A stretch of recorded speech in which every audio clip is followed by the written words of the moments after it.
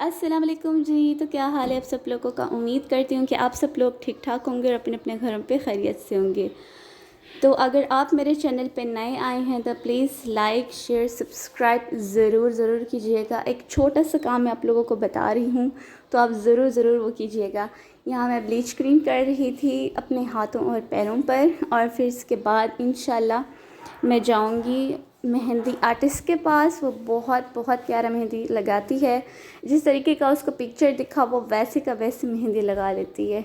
तो फिर अच्छे से अपने पाँव को और हाथों को मैंने ब्लीच कर ली थी। फिर इसके बाद नील पॉलिश सिर्फ मैंने अपनी पाँव पे लगाई थी, मैंने हाथ पे नहीं लगाई थी, क्योंकि नाखून पर मुझे मेहंदी अच्छी लगती है। अगर नाखून लगाऊं भी तो फेक नील लगा लेती हूँ, क्योंकि अभी मेरी एक छोटी सी बच्ची है, उसके साथ फेक नील अच्छे नहीं लगते, क्योंकि बार बार उसको उठाना होता है, उसका काम करना होता है, तो इसलिए मैंने नहीं किया फेक नील ऐड। तो फिर इंशाल्लाह आपको आगे आगे मैं दिखाऊंगी कि हम लोगों ने किस किस, और बहुत बहुत शादी है ना, शादी वाला घर है, और इसमें शादी वाला घर है ना, और बहुत बहुत मतलब तंगी महसूस होती है। अब यहाँ बच्चे आ रहे हैं, यहाँ से जा रहे हैं, यहाँ से तंग कर रहे हैं, ये कर रहे हैं वो कर रहे हैं, इस तरीके से ना थोड़ा बहुत मैं बहुत तंग हो जाती हूँ, क्योंकि ख़ुद के बच्चे भी हैं और दूसरों के बच्चे भी हैं। तो बिल्कुल बर्दाश्त नहीं होता कि भाई अपने बच्चों को बंदा देखे या दूसरों के बच्चों को देखे। और बस मैं तो कहूँ शादी वाला घर में ना फड्डे भी बहुत होते हैं, लड़ाई झगड़ा, थोड़ी थोड़ी सी बात में मिसअंडरस्टैंडिंग हो जाती है। तो यहाँ मेरी प्यारी प्यारी बेटी मैंगो चखा रहा था, उसका नाना उसको, तो उसको पहली दफ़ा चख के उसका स्वाद अच्छा भी नहीं लग रहा था। फिर उसके बाद थोड़ा बहुत उसको अच्छा लगने लगा। तो फिर हम मेहंदी लगाने के लिए गए और मेहंदी लगा ली थी मेरी भाभी ने। माशाल्लाह माशाल्लाह उसकी हाथों पे मेहंदी बहुत प्यारी लग रही थी। उसने मिड लेंथ से मेहंदी लगाई है, और पाँव की मेहंदी भी माशाल्लाह माशाल्लाह बहुत प्यारी लग रही है। देखिए तो माशाल्लाह ज़रूर कह दीजिएगा। मुझे तो मेहंदी आर्टिस्ट जो है ना माशाल्लाह बिल्कुल जो उसको पिक्चर दिखाओ वो वैसे का वैसे डिप्टो कॉपी कर देती है। तो ये मेरी भाभी थी, इसका हाथ का बहुत लग रहा था अच्छा मेहंदी। और ये है उसी की बहन है, मेरी समझो फ्रेंड ही है। और इसके हाथों पे भी मेहंदी उसने पिक्चर से जो रेफरेंस की थी वो लगाई, और उनको देरी हो रही थी, फिर वो अपने घर चले गए थे। फिर उसके बाद मैं गई, मैंने मेहंदी लगवाई। मैंने एक हाथ पे मेहंदी लगवा ली थी और एक हाथ की धो भी ली थी। और फिर इसके बाद नाखून पे नहीं लगवाया, पहले सोच रही थी नाखून पे नहीं लगवाऊँ, और फिर इसके बाद सोच लिया कि भी नाखून से खाली का ले लूँगी। मैंने लगवा ली थी फिर नाखून पे भी। एक हाथ की धोई थी मैंने मेहंदी और दूसरी की नहीं धोई। फिर इसके धो के भी आप लोगों को दिखाऊंगी कि किस तरीके का स्टेन था। स्टेन बहुत प्यारा था, आप दूसरे हाथ में जैसे देख ही रहे हैं, तो बहुत प्यारा प्यारा रंग था। आप लोगों को मैं ज़रा डैशिंग मार के दिखा रही हूँ कि किस तरीके से लग रहा है। तो मुझे तो भाई बहुत अच्छी लगी है मेहंदी। आप अपना राय बताएं कि आप लोगों को कैसी लग रही है देख के मेहंदी। तो फिर मैं तो ऐसी हूँ भाई, मुझे मेहंदी बहुत पसंद है। मेरा तो दिल कहता है मैं हाथ पाँव में भर भर के मेहंदी लगाऊँ। फिर इंशाल्लाह से फिर अपने भाई की, जब मेरी भाभी रुखसत करके यहाँ ले आया जाएगा, तो फिर इंशाल्लाह तब मैं अपनी सारी अरमान पूरी करूँगी, हाथ पाँव में भर भर के मेहंदी लगाऊंगी इंशाल्लाह इंशाल्लाह। तो अभी यहाँ मैं आप लोगों को छोले दिखा रही थी, क्योंकि हमारे घर पे निज़ाम है, बाहर से बना बनाया देख नहीं ले रहे, घर पे बनवाएंगे।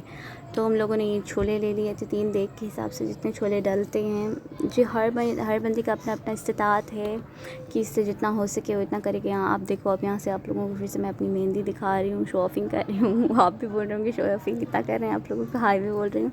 तो फिर हम लोगों ने यहाँ चढ़ा दिया था उसको, छोले को पकने के लिए अच्छे से। माशाल्लाह छोले गल के बहुत नरम हो गए थे।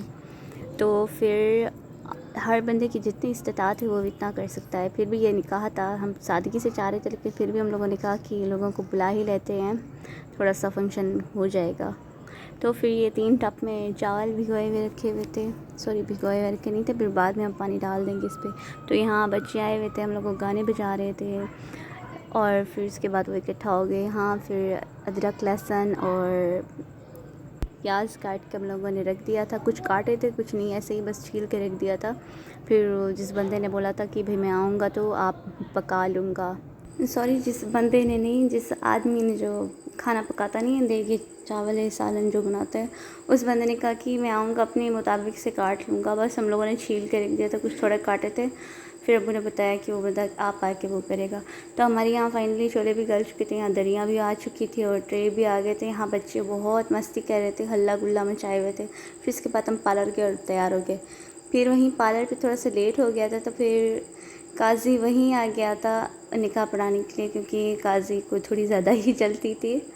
तो फिर यहाँ लड़की का साइन लिया जा रहा था। उस वक़्त मेरी भाभी बहुत अपसेट हो रही थी, रुकसी तो नहीं थी, लेकिन फिर भी ये मोमेंट हर एक लड़की के लिए एहसास दे होता है। उस दिन बहुत समझो याद करती है अपने घर की और अपने बचपन की बातें कि किस तरीके से हम अपने घर में किस तरीके से रहते थे।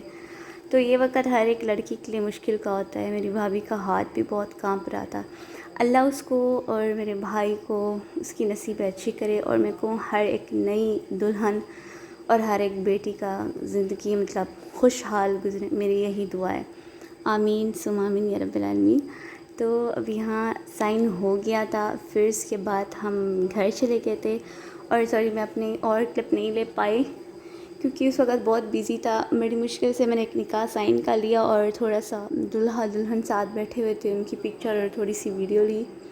फिर इसके बाद मैंने अपनी पिक्चर भी नहीं बनाई, मैंने अपना आउटफिट दिखाया कि किस तरीके से मेरा सूट पूरा लग रहा है, मेरे पे किस तरीके से लग प्यारा रहा था। बस क्या करें, उस वक़्त फ़र्क ही नहीं थी इतना। फिर इसके बाद दूल्हा दुल्हन घर पर आ गए थे, एक साथ बिठाया। अगर आपको मेरा वीडियो अच्छा लगा हो तो लाइक शेयर सब्सक्राइब करना। अब तक के लिए यही, खुदा हाफिज़।